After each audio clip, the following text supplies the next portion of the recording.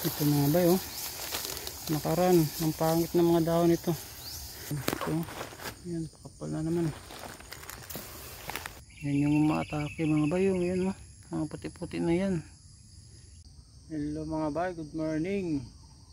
Mag-i-spray na naman tayo ng ating durian ngayon dahil mag-iisang buwan na din.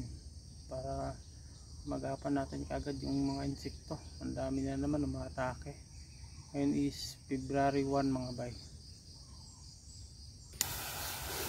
Ito na yung mga in-spray natin nakaraan mga bay.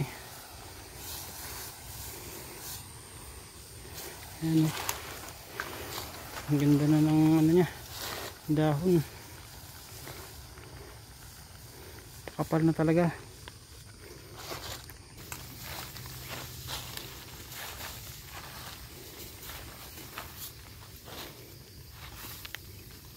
Ito, pakapal na yung mga dahon mga bay. Ayan. Ganun pa rin pag sa matataas mga bay, sa taas tayo mauna para yung patak niya pababa. Dito konting spray na lang mga bay kasi napatakan na to galing sa taas.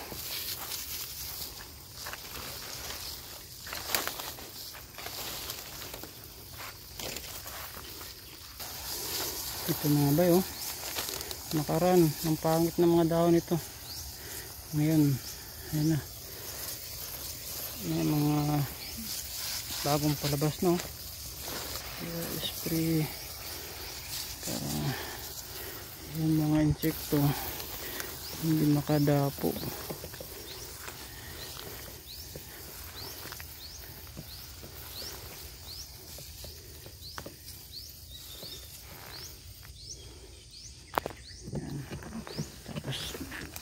Ano natin ang gamot to, ang wala ng gamot kasi binagapangan na.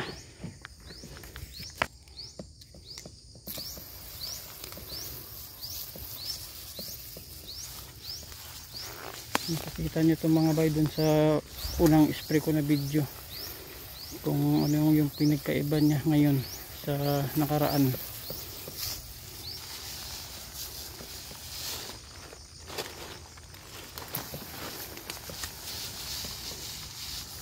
Yun, yung mga puti-puti na yan mga bay, yan yung mga insekto. Nag-uumpisa na naman sila. Kaya dapat talaga regular spray. Yung mga puti-puti na yan, yan yung kumakain ng mga dahon. Yung butas-butas nila yan.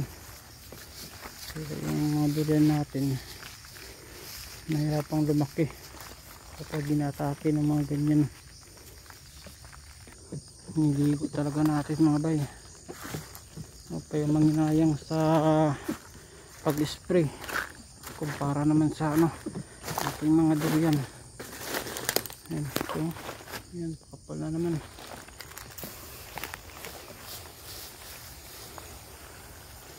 Kung mag-spray kayo na titipirin nyo, ganun pa rin, wala pa rin epekto. Kaya maganda liguin talaga para hindi sayang yung spray nyo.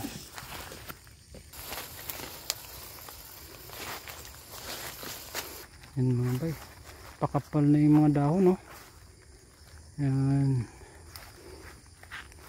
ito yung mga lumabas na karaan. Yan, malalapad na mga bay, hindi masyadong kinain ng mga insekto kasi nag-spray tayo. Kaya ngayon kapan ulit kasi pag hindi ni-spray mga bayan, bubutas-butasin na naman nila yan. Kapal na yan. Dalawang puno na lang din mga bay. Yun yung isa. Lipad mga insekto. Huwag kayo dito sa aming mga durian.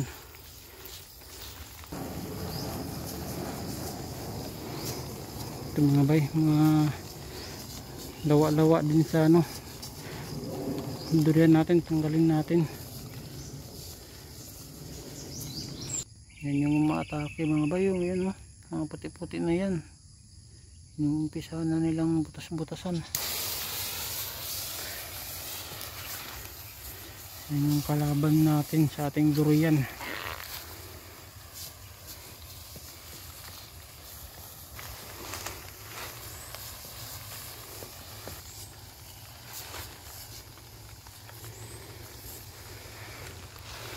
Yan.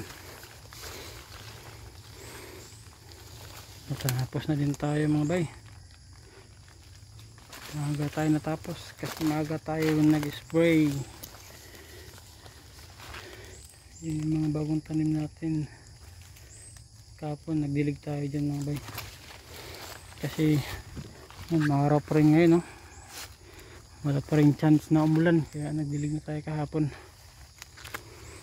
Yan. Hintayin na naman tayo ng isang buwan para makapag-spray ulit tayo.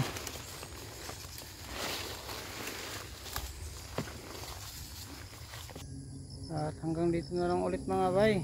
Kita-kits na ulit sa ating mga next video. Ingat po tayo palagi.